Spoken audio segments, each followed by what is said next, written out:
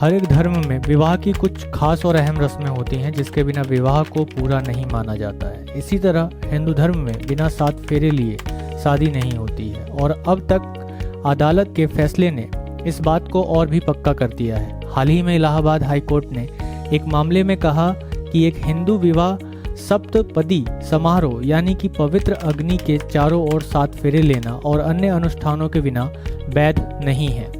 ये मामला क्या है इसको जानते हैं। आपको बता दें कि याचिकाकर्ता स्मृति सिंह की शादी 2017 में सत्यम सिंह से हुई थी, लेकिन रिश्तों में करवाहट के कारण उन्होंने अपने पति का घर छोड़ दिया और दहेज के लिए उत्पीड़न का आरोप लगाते हुए FIR दर्ज भी कराई।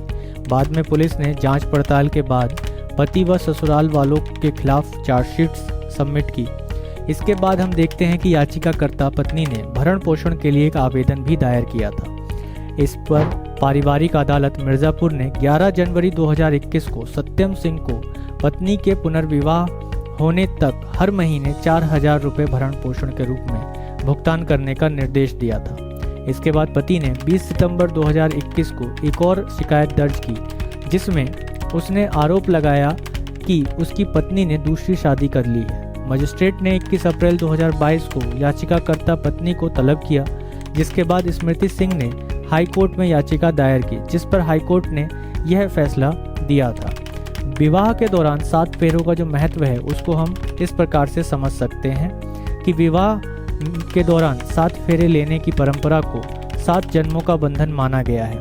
विवाह में दूल्हा दुल्हन अग्नि को साक्षी मानकर 7 फेरे लेते हैं ताकि वे अगले 7 जन्मों तक साथ रह सके। साथ ही वह पति पत्नी के रिश्ते को मन, शरीर और आत्मा से निभाने का वादा भी करते हैं। हिंदू धर्म में 7 फेरे और 7 वचनों का महत्व 2 लोगों की आत्मा और शरीर को एक साथ जोड़ना है। माना जाता है कि इन 7 फेरों और 7 वचनों की वजह से दूल्हा दुल्हन 7 जन्मों तक साथ रहते हैं। ये 7 की संख्या का क्या है महत्व, अगर इस पर हम बात करें तो हिंदू शास्त्रों के अनुसार धरती पर पाए जाने वाली सभी महत्वपूर्ण वस्तुओं की संख्या 7 मानी जाती है। जैसे इंद्रधनुष के 7 रंग, 7 तारे, 7 सुर, 7 दिन, 7 चक्र, मनुष्य की 7 क्रियाएं आदि।